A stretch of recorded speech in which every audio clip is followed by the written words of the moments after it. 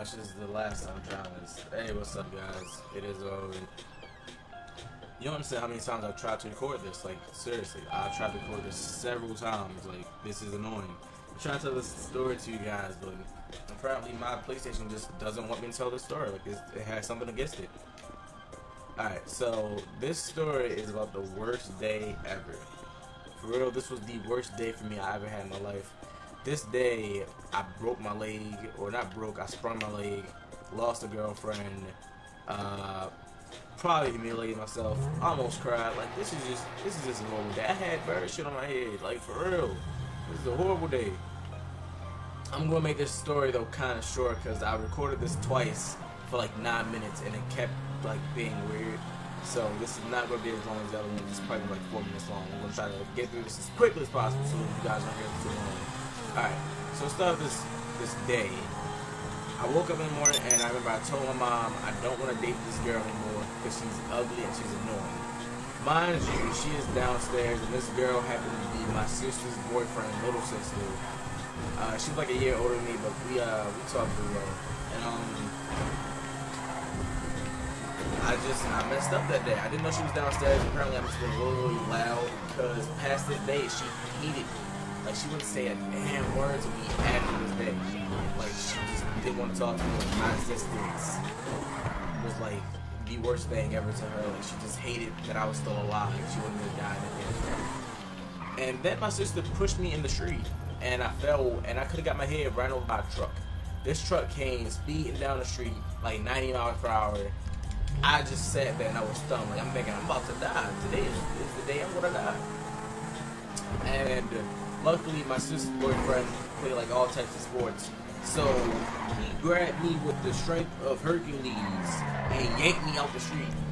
And I was like, oh my gosh, you are the best human being alive, because I almost died there. I was like terrified. Whole life ruined.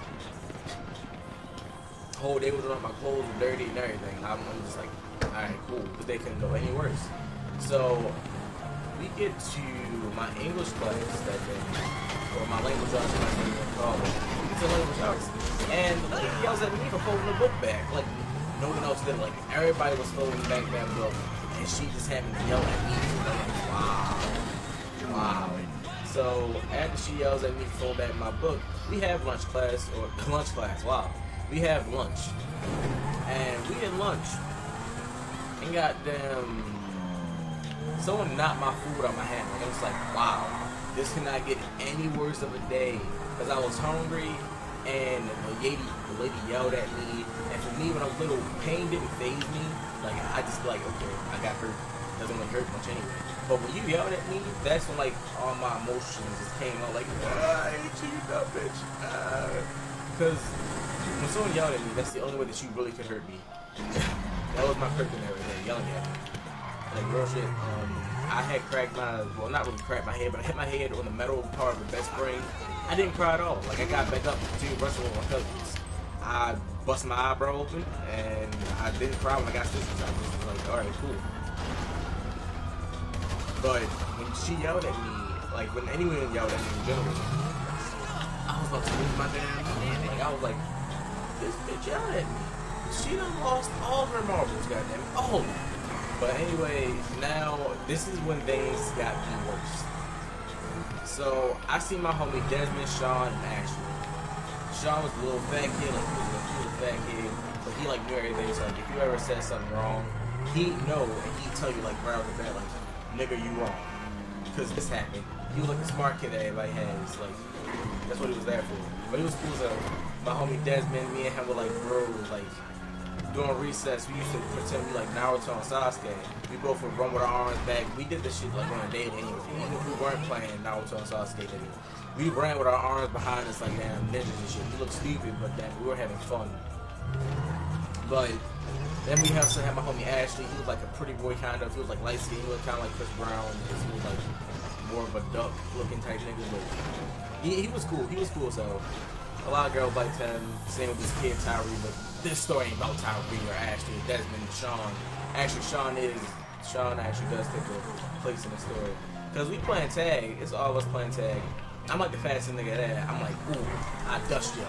But see, the way that I ran, since my arms were behind me, I'd easily get tagged if you were close enough to me. So the boy Sean was always at first because he was fat. He tagged me, he tagged my arm. I'm like, I'm gonna get you back. I turn around with the quickness. I'm running to him, then he jumps off this platform at the and we at the park, playground, whatever, at school. And at the playground there was this platform and it had half a ring to it and then 3 other rings connected to that were connected into the ground. So he jumped, I didn't jump. I was like, I'm skinny, I can just fly over this. So I didn't jump. My knee got caught within, it like hit the bar of the top circle, the half circle thing. It hit the bar of it, and my knee went through the worst pain ever. I didn't cry, I was just like, nigga. I was in so much pain. So I sat under that thing for like a nice 20 minutes until the teachers finally got somebody to go take me home. I didn't get a drive home, I didn't get a ride home, I mean. I had to walk home. I walked halfway home. But during this halfway walk home, I had to walk with some people that lived across the street from me because they went to the same school. They got out early because they were not registered parent or guardian, but they lived so close and my parents knew that parents and stuff like that, they was able to walk me home instead. So they got out early along with me and we was walking home and there used to be like this power wire that would be across the beginning of this alleyway and you had to walk that way so we can get home. But the thing is, there used to be a whole bunch of birds that were sitting on top of it. So they dusted, like they were gone. They broke across that way because that's what we usually did. But I couldn't do that today because my leg was messed up. So I'm trying to limp through, and this one bird must have noticed me and was like, "Oh, nigga, you can't run? I've been waiting to shit on your head all day, all year, since you were born, nigga." So he sits there and poops right on my head. So mind you, I got yelled at, almost cried. I sprung my leg and got shitted on. Like, there's no worse combination than that to happen in a day. And I almost got ran over by a truck. I'm like, wow, that's just fucking great. But things picked up after that, you know, after I had my Derrick Rose injury. Actually, I can't say Derrick Rose because, nigga, I came back. I had returned. I stayed healthy past that. But after that day, a lot of things got better. Like weeks after, like a couple weeks after. This one girl showed me her panties during lunch. Like she was like looking on the table and just looking at her skirt.